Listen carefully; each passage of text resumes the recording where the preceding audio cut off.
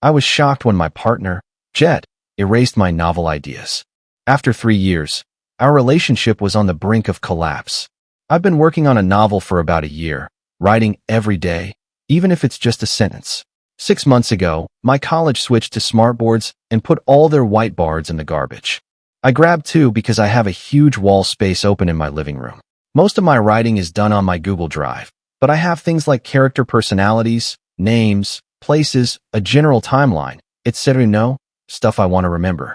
I used to take photos of it, so I had my ideas with me. I used to write on my lunch break. I stopped doing that because I burned myself out, and my writing quality took a huge dive. Plus, my partner helps me write, and it helps us connect in such a deep way, so I haven't taken a photo in about 3 months. The whiteboards are nice because I can read my notes across the room while I'm sitting in my favorite chair. I got home last night, and all of my stuff was erased. It was all a train of thought, like, I'd come home and jot something down.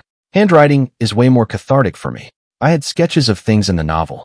I'd basically have to go through and remember every single thing on it. I have a lot of it stored in my head or on my Google Drive, but there are some things I'll never get back. But it's the fact he erased it. We don't live together. He told me I've been focusing too much on it and have no time for him. We hang out at my house 5-6 nights a week. I write while he plays video games. It's a good dynamic, and I thought we enjoyed it. We are always laughing, and he helps me with my wording, and I Google stuff to help him in his game. This is the first time he's mentioned it bothering him. If he had brought it up, we could have talked about it, but he went nuclear, and I have no idea why. I don't know what to do. I'm so frustrated. We have had one serious argument over his driving. He got better. My family took him on vacation a few weeks ago. We watch his nephew all the time. His family paid for my entire spring semester. We are so much a part of each other's lives, and I feel so hurt and heartbroken. He's my muse, and just the other day, we went to the jewelry store to look at rings. My feelings rotate between rage, sadness, confusion, sorrow, anger, everything. How do I even approach this? Last night, I was so upset I asked him to leave. He hasn't texted. He hasn't called. He hasn't stopped by. I keep typing in questions to ask, but I keep erasing them. Why did you do it? Are you unhappy with our relationship? What did I do? I'm even more heartbroken due to the fact he hasn't called or texted all day. I'm afraid to call him. I don't want to hear him say he thinks we should break up, or he doesn't want to be with me when I'm writing, or just ignore my call. TLDR, partner erased the whiteboard I use for my novel writing. He hasn't contacted me at all since it happened. I'm totally lost and heartbroken and angry. How do I possibly handle this? Top comment. 4H3 Art. Holy crap. As a fellow writer, I'd be livid if I were you. This is the first time he's mentioned it bothering him? If this is true, and he jumped straight to sabotage, this is messed up. It's messed up regardless, because I'm sure your partner knows how important this work is to you. Like, for him to not try to talk to you about this after 3 years is mind-boggling. Who does this? Text him the dreaded, "we need to talk" message. Ask him when he's available, and have him come over to use his words like a goddamn adult. Also, take his key away, or change your locks if you don't want to be that upfront about it. Lost his privileges. TBH. Though, in all sincerity, I don't know if this is something I could move past. It comes off as so cruel. He knew exactly what he was doing, and he chose to go into your home when you weren't there because he knew he was doing something wrong. He either knows he messed up, or he feels as though he's in the right, and that's why he hasn't reached out to you. I'm shocked and appalled on your behalf. Relevant comments. The dankest pint. This was an unbelievably messed up way to deal with those feelings. I hate your partner right now. Remember in Little Women when Amy burns Joe's book because Joe wouldn't let her come to the theater with her? That was pretty messed up, but ultimately, Amy was a child, and she would grow up and be better. Your partner can't do better than the most hated March sister? He's showing you that when he doesn't get his way, he will punish you and destroy the things you care about. This isn't an isolated incident. It's an important piece of information about his character. If he comes back with a massive apology and a plan for how he's going to deal with his feelings in the future in a non-destructive way, then maybe I'd say it's worth a conversation about continuing this relationship. OOP. I actually haven't read Little Women, but I ordered it for my Kindle. It's just so out of the blue that I wonder if there's something going on with him beyond what he said. I don't know. Bubblegum Carnage, this is really messed up. As another fellow writer, I honestly would have broken down. That's so much work just down the drain just because you wanted to get your work completed. It's ridiculous. Honestly, if it were me, I'd have to fist fight the guy after I stopped crying over destroyed work. Going with what 4H3 Art had said, definitely take his key away. There's no doghouse, or you can get this back when you earn it about it. I've personally been in this situation where I've had my old Nala notebooks used in a grill fire, and with truth, I've never accepted the apologies. The person isn't even a friend to me anymore. Not saying you should dump him or break ties with him in general, not at all. However, I do say there should be a conversation about the relationship here somewhere. If he can't handle you being immersed in something you've put years into, something you love, he's not ready to date any type of creator, to be quite honest. It's scary that he honestly thought that destroying anything that looked remotely important was the best thing to do in the situation. But when you regain yourself, try and retrace your steps. Now that he's hiding from you, try and rebalance your world building. Some new things might even come out of it. Keep your head up, friend, and hopefully, you can pull back some information and crawl back from there. It'll be difficult, but you can do it. Opie, he stood there, and he seemed so, I don't know, proud, happy, vindicated. I've had my jaw dropped once before in my entire life, to the ventriloquist girl who was on America's Got Talent. LOL. I didn't know it was an actual feeling of shock, awe. It did last night, right before I blanked out and woke up face down on my bed, asking him to leave. Opie edited the post. Edit. Holy cuss, you guys. I am absolutely overwhelmed. I'm not even sure what to say. I asked a girlfriend if I could come over and talk, so we were getting some wine and a pizza. Update. It's been about 3 months since I made my post. This somehow seems like it got really long. The night I made my post, I went to a friend's house, and she ordered a pizza. We got ice cream and a bottle of wine. She's a straight shooter, takes a neutral approach, and she gives solid relationship advice, so I felt comfortable talking to her about everything. She couldn't figure out why he'd done it. We went over how he and I hung out, how much he seemed to care about me, how we looked into each other's eyes, but it also revealed a lot of hesitation on my part. I'm a positive person and tend to forgive faults or overlook them. I suspected some sort of coping method from my childhood. We had some unresolved issues I think he was holding in, but when I'd bring them up, he'd just get kind of salty and go, "It's fine. I don't care anymore." But he'd bring them up in arguments. I didn't realize how toxic it was. That same night, I told him I was coming over the next day to talk about things. I told him I'd be over around 11 o'clock, and the only thing he texted me was, "Okay," which I didn't respond to. I went over to his house at 11 o'clock, and he was still asleep. He got upset when I woke him up. It took the wind out of my sails. On a good day, I cry if something upsets me, but I was so angry and heartbroken, I couldn't even think. I left without saying a word to him. He didn't follow me. On my way out, I went to the kitchen and took my house key from his keyring. I drove home in a daze, collected all his things, put them in a box on my porch, and texted him to come get them. He said, "What the hell? That's fine. I'll come by later and pick them up." I went out with a few girlfriends. We got drunk and had some amazing food. It made me feel better, but when I got home and his things were gone, I was heartbroken. I never texted him. He never texted me. I got absolutely no closure. And even though people say closure is overrated, I've had the hardest time moving on. It's been 3 months, and I still cry in the shower sometimes. Even though I broke up with him, I still feel so confused and heartbroken. I never figured out why he did what he did. I likely never will, and I miss his help and companionship. I'd love to come here and say I finished my book, but I haven't written much since. I can't get into my character's head anymore. There's a feeling of loneliness and grief, and that sort of helped me create a better outline, but I can't write about my characters.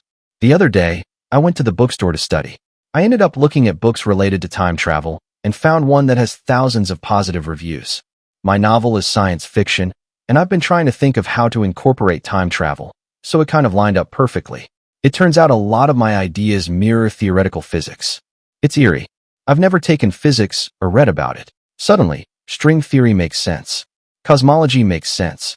I'm blown away, and it makes me feel so weird that so much of my plot has been studied so in depth. The book has lit a fire under me. Reading more about everything makes me so excited, and it's helped me really flesh out my plot. I can't put it down and read 20 or so pages a night. I haven't actually made time to sit and read a book for years. I always have a notebook with me now, so I write my ideas down. I haven't written about my characters yet, but my passion is back. My plot is making more sense now.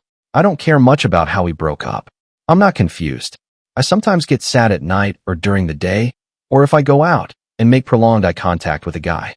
I haven't thought about dating, and I'm still too hurt to pursue it, but every day, I move on a little bit more. I wanted to thank everyone who gave me advice.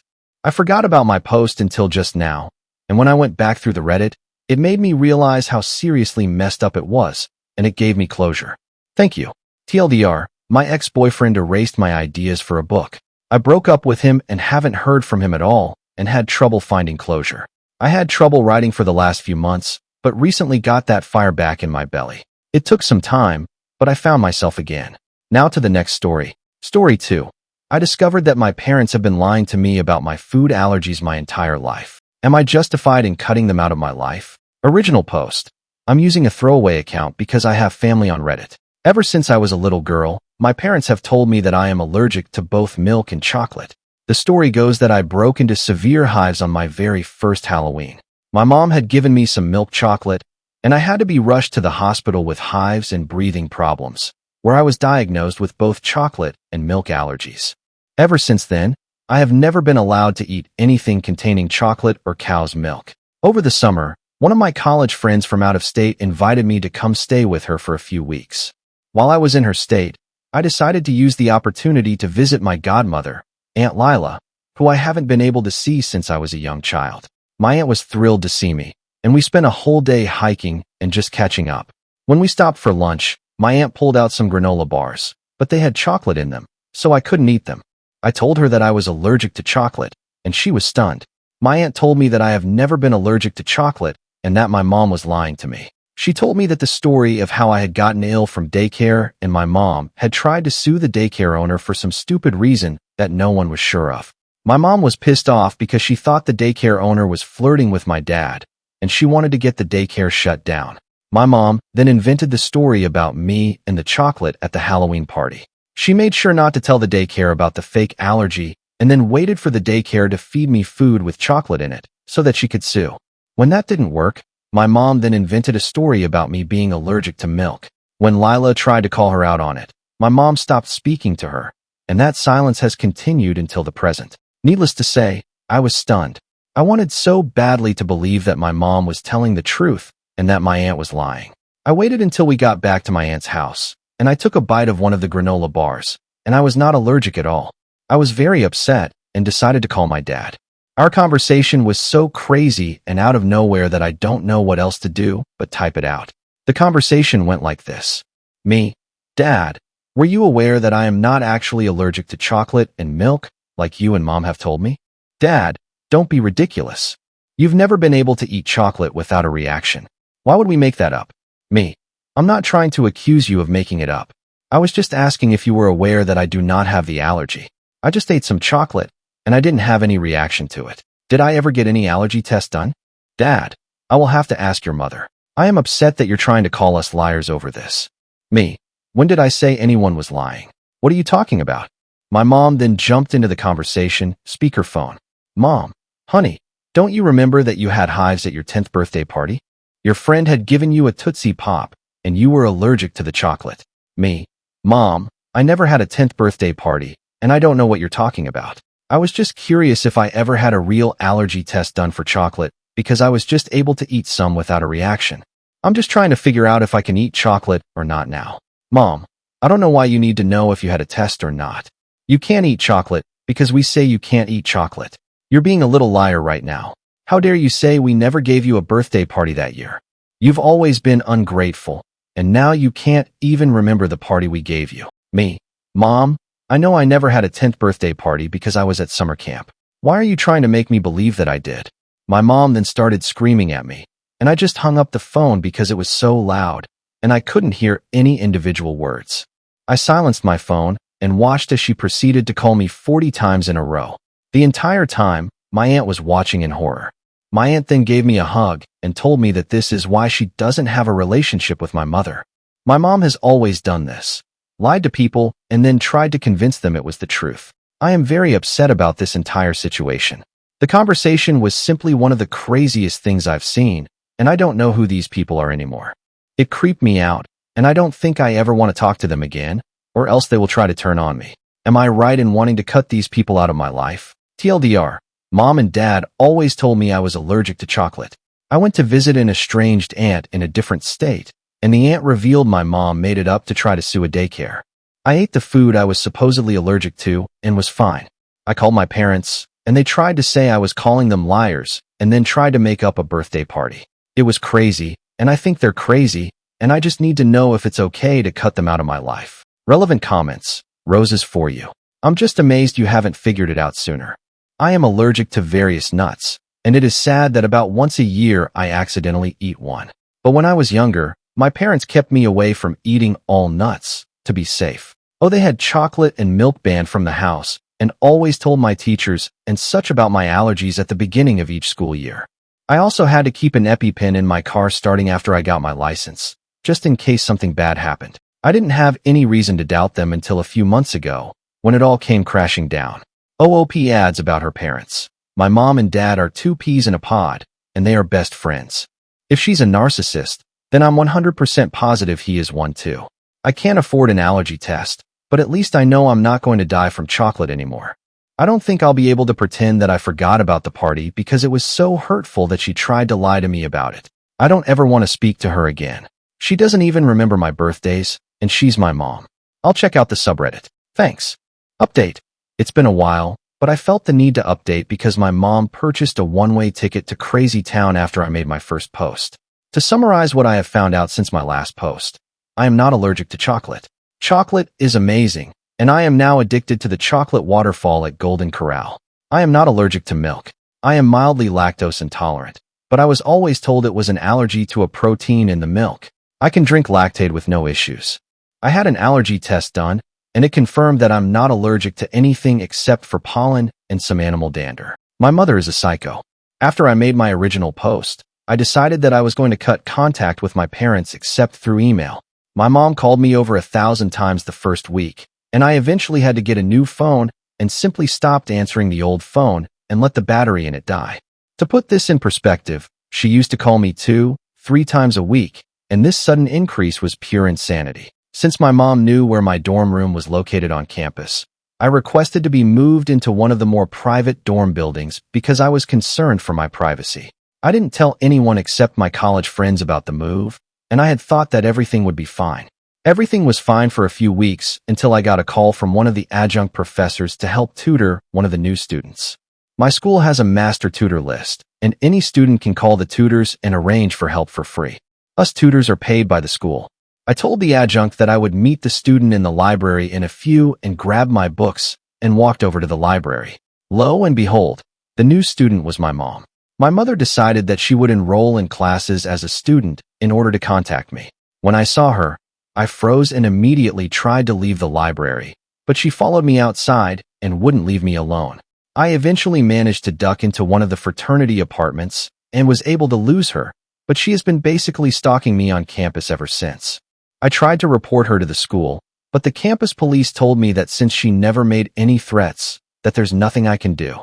I tried reporting her to the normal police as well, but was told the same thing. My mom has not left me any voicemails or texts or anything at all that I can use to prove what she's doing.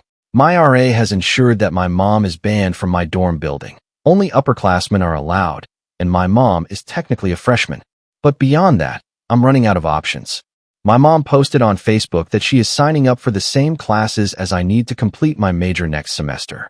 She posted her schedule, and we are in one of the same classes, and I don't know what else I can do to stop the crazy. She claims that she didn't do anything to hurt me, and that I'm just lying about the chocolate and milk allergies. My aunt had to go out of the country for work, and I feel so alone with dealing with all of this. My dad has basically ditched and moved out of my mom's house, and I haven't been able to get in contact with him either. Any ideas for how to stop the crazy? TLDR, my mom lied to me for years and told me I had several food allergies. I caught her in the lie and cut off contact. She is now enrolled in the same classes I need to complete my degree, and I don't know what I can do to stop her from stalking me. Relevant comments. Opie replying to a downvoting comment saying to be a mean girl and take charge. Opie, I don't think she's physically or financially dangerous. The only way she can hurt me is mentally and emotionally. I've been able to play it off with my friends so far because she is living and breathing the stereotype of the crazy Asian mother. If I can get this meeting arranged, I'm going to drink a carton of chocolate milk. I'm not worried about her because she's always been this crazy. This is just the first time that her anger has been directed at me. How did the mom find OP's schedule? She found out from the degree catalog they publish each year. The one that lists all the classes you need to graduate. She signed up for one of the 200-level classes I had left, and it doesn't need any prerequisites at all. She's actually really smart, and she somehow managed to test out of a lot of the core classes. She'll be taking Calc 2 next semester. When told to contact the department head or professor and have her mom removed, I'm typing up an email to the department chair now, and I'm waiting for a call back from the student affairs office. I've still got the phone, but the police wouldn't even look at it when I tried to tell them about her stalking me. It's an iPhone, so it saves all the records of when she tried to call me. Hi there.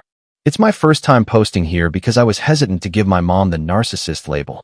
That being said, I don't really have a better term to describe her behavior, and a ton of people pointed me to this subreddit after I posted on r/relationships about my mom. To summarize, my mom and dad lied to me and told me I had allergies to chocolate and milk. I believed them for years until I met my estranged aunt, and she spilled the beans and revealed the web of lies created by my mother. I decided to go no contact with my parents, and my mom snapped and enrolled at my university and was basically stalking me and enrolling in the same classes I need for next semester. I contacted the student affairs department, and they arranged a meeting between myself and my mom regarding the stalking. At the meeting, the administrator heard both sides of our stories and pretty much caught my mom in another lie. My mom had her best poker face on and tried to claim that she hadn't contacted me in months. She denied that she had called me repeatedly, denied that she ever tried to get tutoring from me, denied everything she did. She tried to act like she was the victim and that I was just a mean and disrespectful daughter who hated her mom. And that's when I produced my iPhone and showed the administrator the call log from when my mom called me over 1,000 times in a row. This is not an exaggeration. The call log hit quadruple digits. My mom then tried to deny that the number was her cell number, but the administrator looked it up in the student database, and it proved she was lying. My mom tried to backtrack, but the damage was done. The administrator made us both sign contracts that said that we each must not contact each other for the remainder of the school year. Otherwise, we would be suspended from classes. My mom was forced to change her schedule so that she would not be in the same classes as I was in. The administrator made it clear that if she tried to circumvent the contract, even if by accident, that she could have her student ID banned from entering the student center or other buildings if I was inside. They are controlled by RFID chips, and we have to swipe them to enter certain buildings. After the meeting ended, I was so happy, and I felt free for the first time in weeks. A few nights later, my dad called me and left a voicemail informing me that my mom tried to commit suicide with sleeping pills and that she was going to the hospital. I thought it was fake at first, so I called the hospital, and they put me through to my dad, who was in the waiting room. My dad laid into me pretty hard and called me names and stuff about the whole situation and then told me that if I didn't want my mom to die, I shouldn't have made her life miserable. So that's my Thanksgiving vacation, and I don't really know what to think or do right now. I'm going to go bake a pumpkin pie and try to forget about it all, but food tastes like ash in my mouth. Relevant comments. C7. Added. Honey, it's not your fault. Not even a little. She is a very sick person. This suicide attempt is the inevitable conclusion of a long struggle with serious mental illness. Also, while we take all threats of suicide seriously on this sub, her failure to kill herself is notable.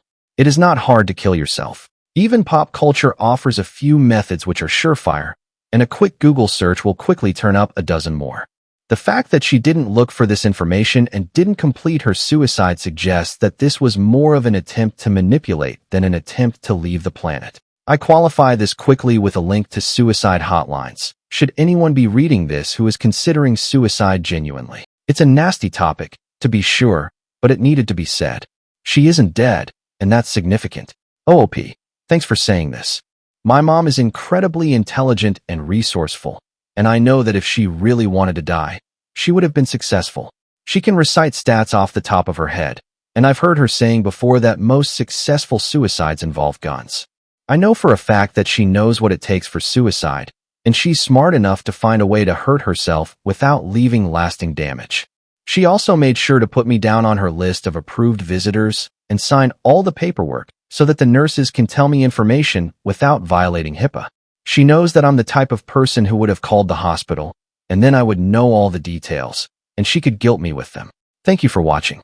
If you haven't subscribed yet, please do so and hit the notification bell to stay updated with more shocking real-life stories happening around you.